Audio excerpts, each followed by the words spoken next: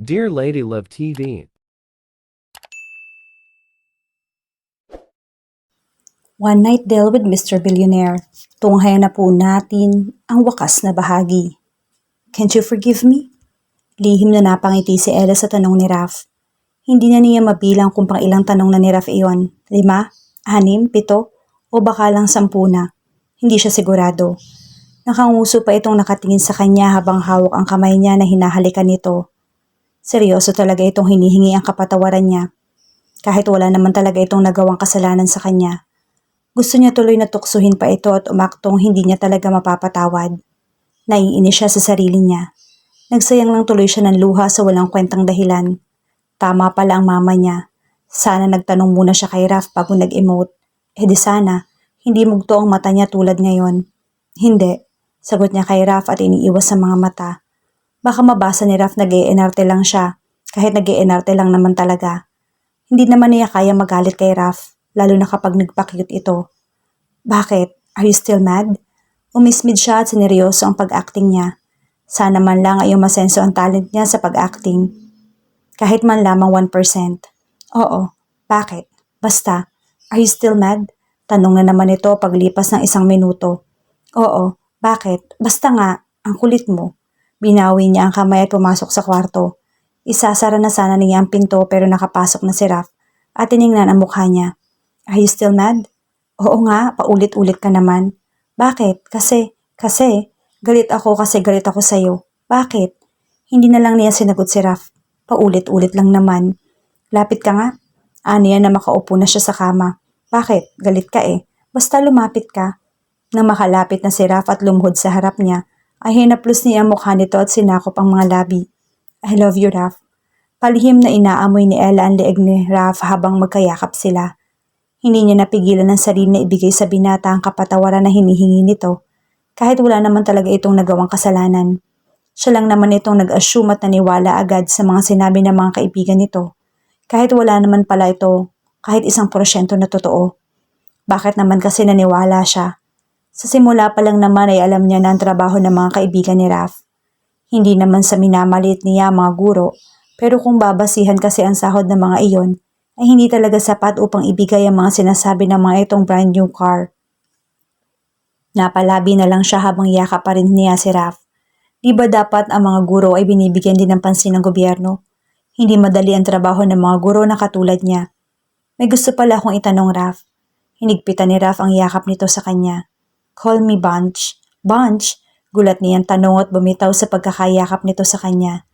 Hinarap niya si Raf na may ngiti sa labi. Mukhang magsisimula na naman ang kaartehan ng nobyo niya. Bakit naman Bunch ang gusto mong itawag ko sa'yo? Naisip ko kasi wala pala tayong call sign. Kumindat ito sa kanya at lumapit upang yakapin siya, pero siya naman ang lumayo. Call sign? Nanlaki ang mga mata niya sa tanong ni Raf at itinakip ang palad upang hindi ipakita rito ang ngiti niya. Ano ka? High school?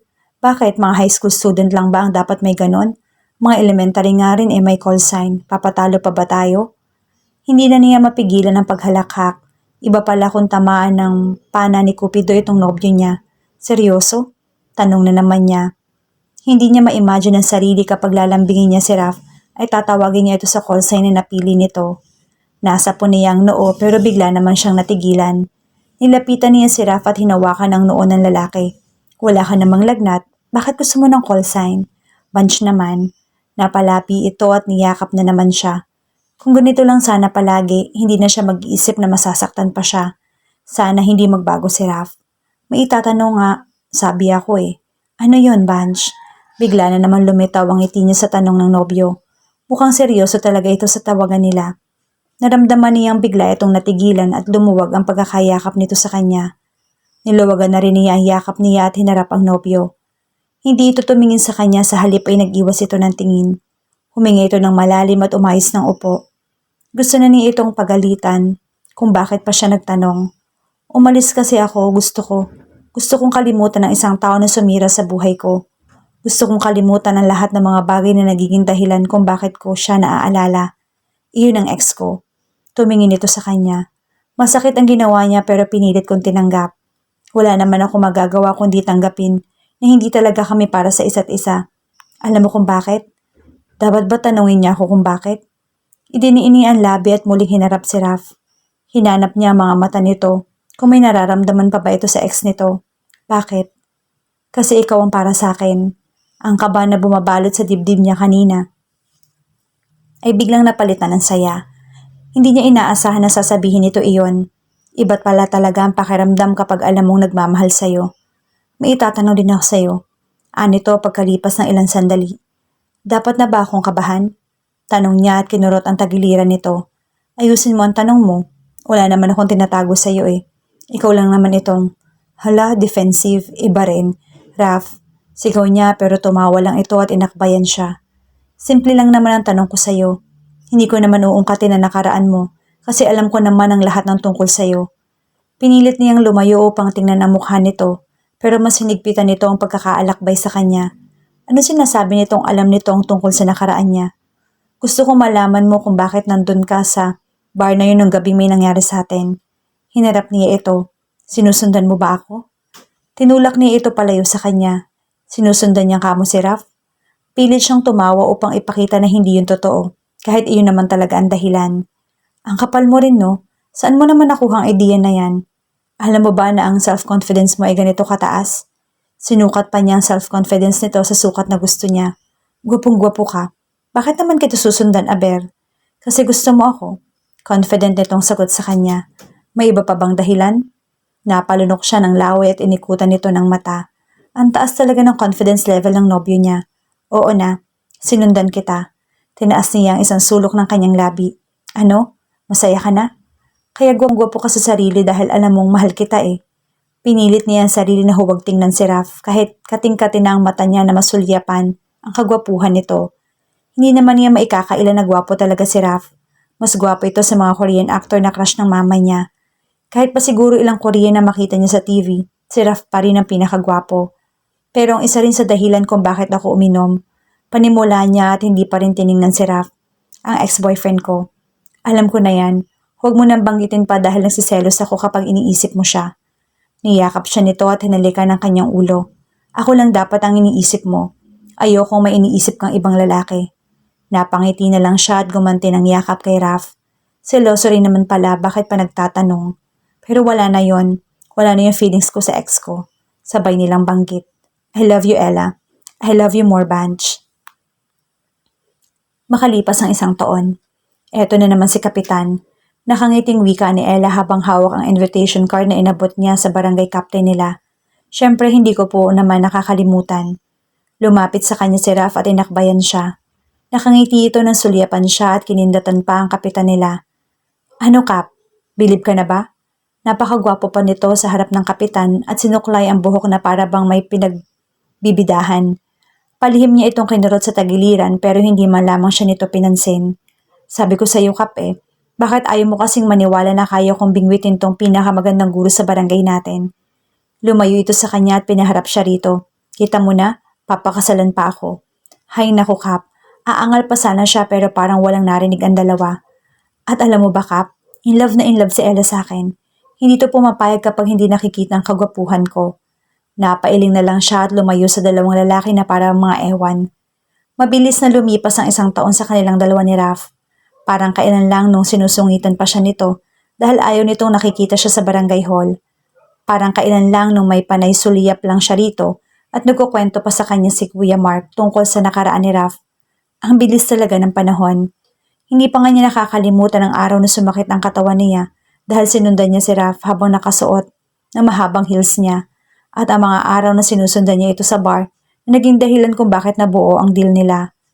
Nagpakawala siya ng isang malalim na hininga.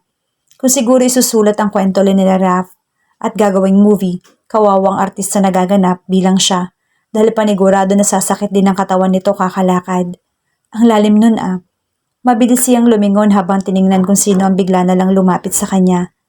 Nakangiting Kuya Mark ang nakita niya. Nagdadalawang isip ka na ba na magpakasal sa lalaking yun? Tanong nito sa kanya at ngumuso upang ituro ang nobyo niya. Kapag nagpakasal na ba kayo, babalik na kayo rito?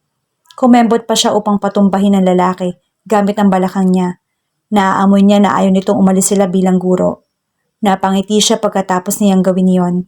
Wala naman talaga siyang plano na umalis sa trabaho kahit na may negosyo na sila ng mama niya. Tinulungan sila ng mami ni Raf na magtayo ng negosyo noong nakaraang taon. Masaya siya nitong tinanggap at wala siyang makitang ayaw siya nito para sa anak.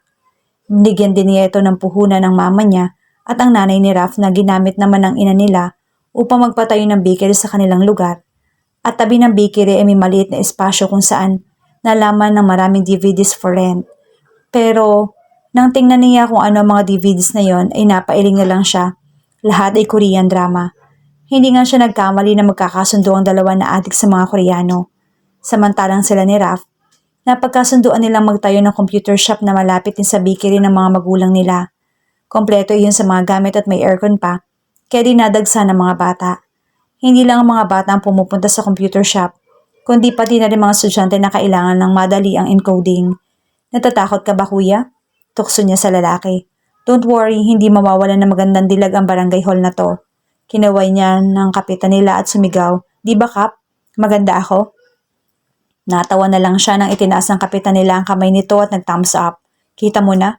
Tukso naman niya kay Kuya Mark. "Sabi ko sa'yo maganda ako." Napailing na lang ang lalaki at naglakad palayo sa kanya. "Ella, dapat ninang ako ha?" Panay tango si Ella kapag may konsehal na lumalapit sa kanya at sinasabing dapat ninong o ninang sila. Sino ba naman siya upang tanggihan ang napakagandang offer na yon? Ang isa sa tamang desisyon na nagawa niya sa buong buhay niya ay ang pagpayag niya sa offer ng barangay captain nila. Marami siya nakilala mga mababait na tao na handang tumulong sa kanya at ibalik ang ngiti sa labi niya. At ang pinaka-importante ay nakilala niya si Raf. Ang Raf na hindi niya ikinaakalang bubuo sa buhay niya. "Ay, hindi ka pwede, konsehal." Tanggi naman ni Raf na nasa tabi niya at kumakain ng turon. "May utang ka pa kaya sa akin na 100? Ang sabi mo babayaran mo yun kapag nakasweldo ka na. Ilang sweldo na ba ang dumaan? Di mo pa rin binabayaran." Yumakap ang tawanan sa loob ng opisina. Siniko niya si Raf pero hindi pa rin ito nagpatinag. Patuloy pa rin ito sa pagmuya samantalang siya ay nasapo na lang niya ang kanyang noo. Ganon. Hinarap ng lalaking konsehal si Raf na sinabihan nitong may utang kuno.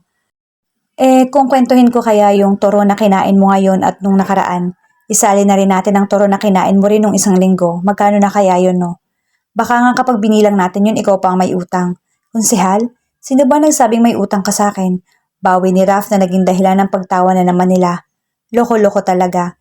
Ani at napailing na naman siya. "Mabilis ka naman pala kausap Anito at tumayo. "O paano? Aalis muna ako, Kap. May ititinda pa ako na turon. Ihahatid ko na sa bahay niyo." Nagtawanan na naman ang mga konsehal at may nagsabi pa nga na maghatid din ito sa kanilang bahay. "I-sure mo, Ella, na sasali ang pangalan ko sa list ng ninong at ninang ha? Baka magbago na naman ang isip ng mapapangasawa mo. Kakasuhan ko talaga yan." Tumango na lang siya sa konsehal at lumabas ito ng opisina. "Sino pang magpapalista? Basta i-assure nyo rin ang regalo ha." Ani at sinamahan ng pagtawa. Noon, ganito rin sila pero hindi niya katabi si Raf. Ganito rin sila dati pero hindi kasal ang pinag-uusapan, kundi ang mga bagay na ikauunlad ng tao sa barangay nila. Hindi niya inaasahan na may mga bagong kabanata pa ang kanyang buhay at makakasama niya ang lalaking hahawak ng kamay niya ngayon. Ang daming nagbago sa buhay niya mula na makilala niya si Raf. Ang dami niyang natutunan. Ang dami niyang nakuhang magandang asal. Natuto siyang magpatawad at ikontrol ang galit niya. At higit sa lahat, na kaya niyang maging masaya kahit na masasabi na niyang hindi niya nakaya. Pinisil niya ang kamay ng kanyang nobyo. Hindi rin niya inakala noon na mahahawakan niya ng ganito ang kamay ni Raf. Parang kailan lang talaga nung halos lumabas na ang ugat ni Raf sa leeg dahil hindi siya nito kilala. Tapos ngayon, hawak kamay niya na. Hinarap niya ang nobyo at bumulong sa tenga nito. "Mahal na mahal kita." Aniya kahit sobrang ingay ng mga kasama niya sa opisina. Mahal na mahal rin kita." Hindi niya napigilang ilabas ang ngiti sa labi at halikan ng pisngi ni Raf. "Isang lechon sa akin." Anang isang konsehal na nagpatigil sa paglalambingan niya ng nobyo at isinulat ang sinabi nito na sa dala niyang notebook. "O sino pa?" Tanong na naman niya para bang naglilista lang ng kung sino pa ang uutang sa dala niyang tinda. "Isang lechon sa akin." Sabay na saad ang mga konsehal sa loob ng opisina. "You may now kiss the bride." Hindi mapigilan ni Ella ang ngumiti nang marinig ang mga katagang yon. Ang pagngiti na lang ang kaya niyang gawin ngayon. Nasa ngiti niya na ang mga salitang nais niyang sambitin sa mga oras na to. Sa wakas ay dumating na ang hinihintay niyang araw na isa na siyang ganap na bahagi ng buhay ni Raf. Natupad na rin ang isang hiling niya. Hindi man niya maisalaraw ang mabuti kung gaano siya kasaya ngayon Pero alam niya sa sarili niya na ito na ang simula ng bagong kabanata ng buhay niya, nakasama ang lalaking pinakamamahal niya. Mas lalong hindi niya maisalarawan kung gaano kalakas ang tibok ng puso niya na magtagpo ang mga labi nila ng asawa. Ang alam lang niya, hindi niya narinig na maayos ang sigaw ng mga tao na nagsasaksi sa pag-iisang dibdib nila ni Raph. Wala siyang ibang narinig kundi ang malakas na tibok ng kanyang puso at ang pagsigaw ng luha niya na gusto pa naman ulit na tumulo. Na maghiwalay ang kanilang mga labi ay inilapit ni Raph ang bibig nito sa kanyang tenga. I'm so lucky to be your husband. I love you, Bunch. Naging alipin na yata siya ng salitang kilig nang hindi na naman niya mapigilan ang pagngiti. Hindi pa rin talaga siya nakaka-get over tuwing ginagamit ni Raph ang call sign kuno nila. Hindi naman sa ayaw niya sa call sign nila, kundi hindi lang siya makapaniwala na may ganoong side pala ang binata. Malambing ito sa paraang alam nito kung paano ipakita iyon. Mas maswerte ako, aniya at muling hinawakan ng asawa. Siya na yata ang pinakamaswerte na babae sa buong mundo. Cliché man na pakinggan pero iyon ang nararamdaman niya. Gusto niyang tumalon sa tuwa, gusto niyang ngumiti. Bawat kwento may aral, bawat hirap may nakakuhang aral. Bawat iyak may tuwa, bawat lungkot may katapusan. At kung tatanungin siya kung ano ang natutunan niya, isa roon ay ang mga tutulong sa iyo kapag nahihirapan ka na. Hindi mo solo ang problema, may lalapit sa iyong tao na tutulungan ka. Hindi rin lahat na nilapitan mo ay tutulungan ka, pero asahan mo may lalapit sa iyong upang samahan ka. Isa na rin roon ang tao na tumulong sa kanya yung mama niya.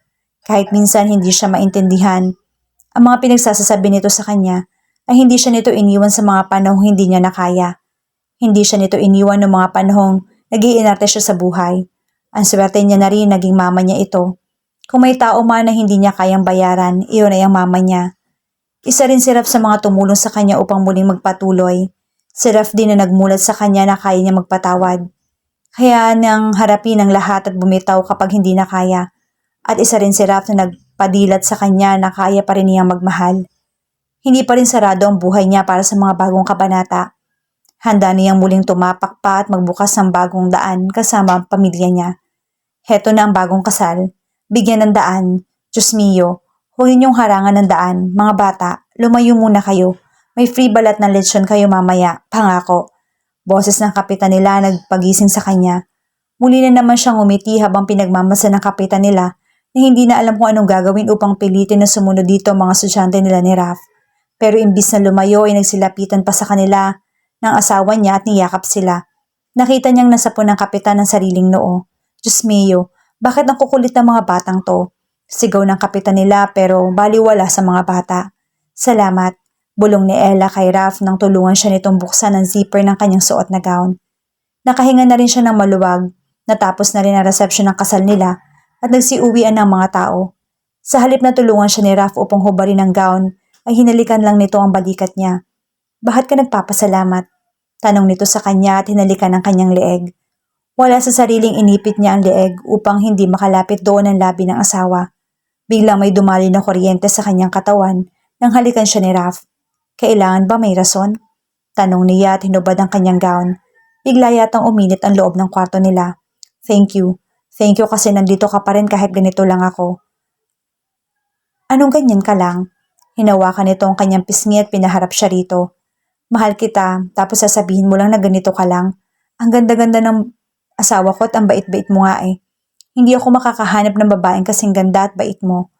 Inilapit nito ang bibig sa kanyang tenga. At kasing sarap mo. Natatawa siyang lumayo sa asawa at kinurot ang tagiliran nito. Ang bastos na naman kasi ng bibig. Grabe ka sa akin ha. Muli na naman niya itong kinurot. Ano akala mo sa akin pagkain? Pinandilatan pa niya ito ng mata pero humagihikik lang ito at ginapos sa mga kamay niya. Oo, sa bandang baba. Binasa nito ang labi habang nakatingin sa bandang hita niya. Sobrang sarap na pagkain at kahit saang tindahan ako bumili, walang ganyang kasarap na putahe. Bibig mo, reklamo niya at tinakpan ng bibig ng asawa. Baka may makarinig sa'yo.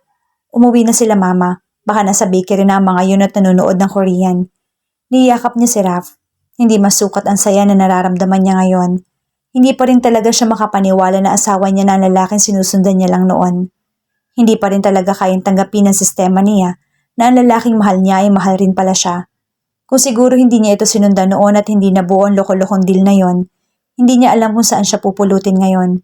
Kung ang salitang pasasalamat at kung iisa-isahin niya mga magandang bagay na dumating sa buhay niya, kulang ang salitang saya kung ihahambing sa nararamdaman niya ngayon. Ang tanging gusto na lamang niya ay maging masaya at maligaya ang pamilya na bubuuin niya kasama na lalaking kayakap niya ngayon. Hinalikan siya ni Raf sa ulo at hinaplos ang kanyang likod. Mahal na mahal kita. Sabay nilang saad. Makalipas ang 6 na taon, "That's mine. Give it back to me." Agad na napalingon si Ella nang marinig ang boses ng kanyang anak na parang may kaaway na naman. May hawak isang color pencil ang kanyang anak at nagdadabog. Hindi niya alam kung matatawa ba siya o magagalit sa inaakto ng anak. "Anong that's mine?" "My name ko oh, tingnan mo, my name ko." Nagigigil din na sabi ng lalaking kaharap ng kanyang anak. Pinili na lamang niyang pagmasa ng anak niya.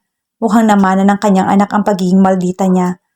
Mabilis na lumipas ang taon pero parang buwan lang ang dumaan. Parang kailan lang nang pumayag siya sa deal nila ni Raf at naging ganito na ang buhay niya. Napaigtad siya nang may biglang humawak sa kanyang kamay. Nang lumingon siya ay nakitang si Raf ang kanyang nakita. Ang kanilang anak na mukhang hindi magtatagal ay iiyak na. "Akin na nga kasi yan, give it back to me." "George!" Sigaw na naman ng anak niya na siya namang paglapit ng guro ng anak niya. "Hoy, magtagalog ka." "Candy, akin na ang color pencil na to. May pangalan ko oh." Pagkatapos niyang mga anak ay tumigil na siya sa pagtatrabaho at nag-focus siya sa pag-aalaga kay Candy. Nag-focus din ang asawa niya sa pagpapalago ng munting business nila. Samantalang ang mga magulang nila ay todo kahit sa bakery ng mga ito. Natawa siya na makitang napakamot sa ulo ang guro ng mga bata at kinuha ang color pencil na pinag-aawayan ng dalawa. Hindi na rin naman niya masisi ang guro kung hindi na nito alam ang gagawin. Masyado lang talaga makulit ang anak at kahit na siya minsan ay sumasakit ang ulo. Gusto na nga lamang niyang humingi ng tawad sa mama niya. Hindi pala talaga madali ang magpalaki ng anak, lalo na siguro sa parte ng mama niya. Alam naman niyang sakit talaga siya sa ulo. "Teacher, akin na po ang color pencil ko." "Akin naman po talaga yan eh." Anang bata na George ang pangalan. Bigla namang nagdabog ang anak niya kaya todo pigil siya ng tawa. Konti na lang talaga iiyak ng anak niya kaya lumapit na siya upang tumulong sa guro na hindi na alam ang gagawin. "Candy, huwag ka nang galit. Hati na lang tayo. Hindi kasi pwede na bigay ko sa iyo to kasi magagalit yung mami ko." Nilingon niya ang asawa niya na siya namang paglapit nito sa kanya at bumulong. "Gawa tayo ng baby." Dalaga na si Candy. Maraming salamat sa pagsama ninyo sa aming kwento. Sa kwento ni Raf at Ella. Naway nakapagdulot ito ng magandang inspirasyon at pag-asa sa ating lahat. Ang kanilang pag-iibigan ay perpektong halimbawa ng paglaban, pagbangon, at simbolo ng tunay na pagmamahal. Hanggang sa muli, abangan po muli natin ang mga kwentong aming ihahatid sa channel na ito. Sa ating mga masugid na taga-subaybay, maraming salamat po. Hanggang sa muli, mag-ingat po tayong lahat.